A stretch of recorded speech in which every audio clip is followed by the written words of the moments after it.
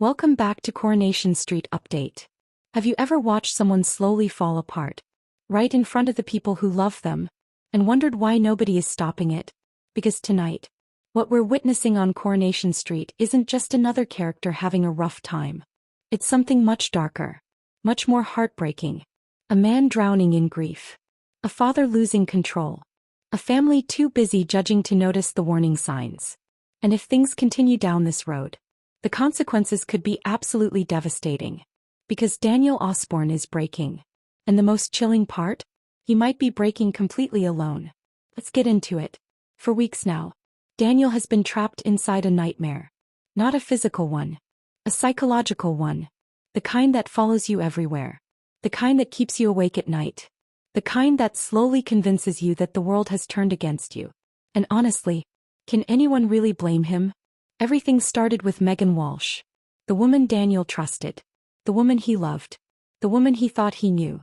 Only to discover that their entire relationship was built on deception.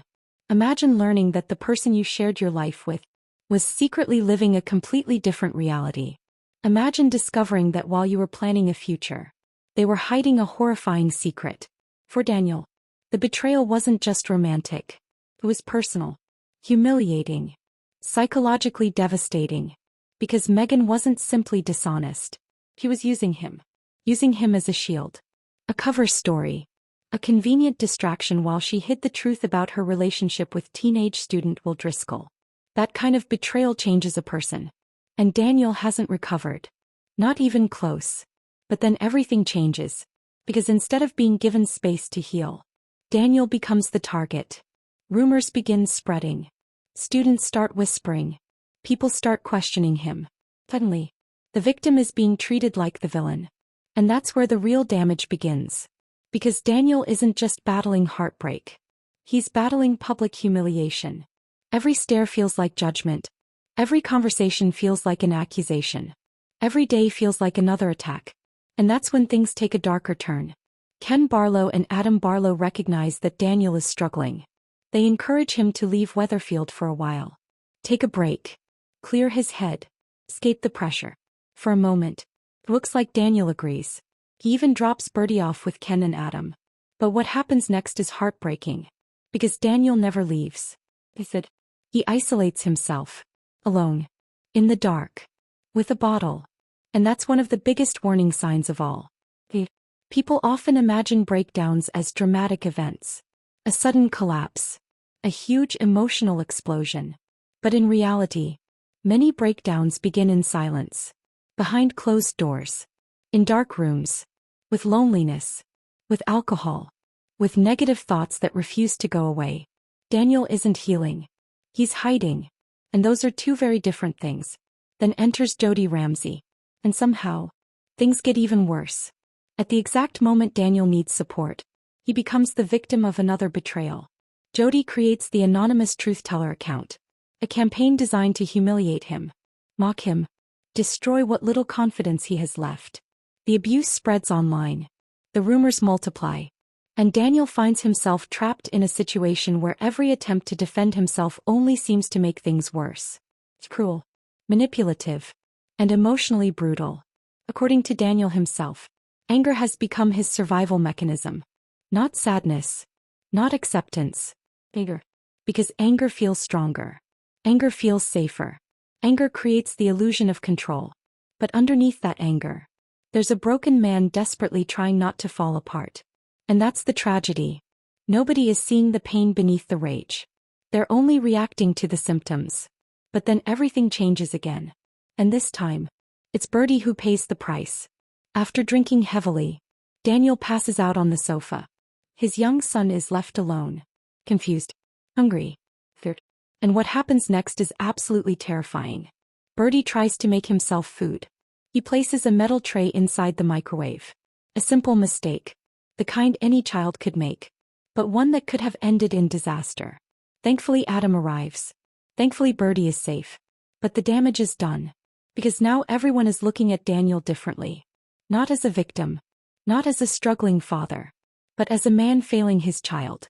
And that's a burden Daniel may never forgive himself for. What happens next is even more painful. The Barlows confront him.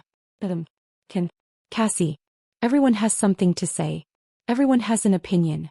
Everyone wants answers. And suddenly Daniel feels trapped. Cornered. Judged. Attacked from every direction. The pressure becomes unbearable.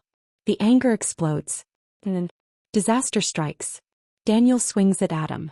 But he doesn't hit Adam. He hits Ken. His father. The man who has spent years trying to repair their relationship. It's a shocking moment. But it's also deeply revealing. Because this isn't really about Adam. And it isn't really about the argument. This is about decades of unresolved pain. One of the most fascinating aspects of Daniel's psychology is his relationship with Ken. On the surface, they've repaired things. They've moved forward. They've built a bond. But deep down, a wounded teenager still exists. A teenager who felt abandoned. A teenager who felt forgotten. A teenager who never truly got closure. And whenever Daniel feels threatened, that version of himself comes rushing back. The resentment. The anger. The hurt. It's all still there. Waiting beneath the surface. That's why the punch matters so much. Because physically, Ken took the blow. But emotionally, Daniel was fighting ghosts from his past. Ghosts he has never fully escaped. And perhaps never fully confronted.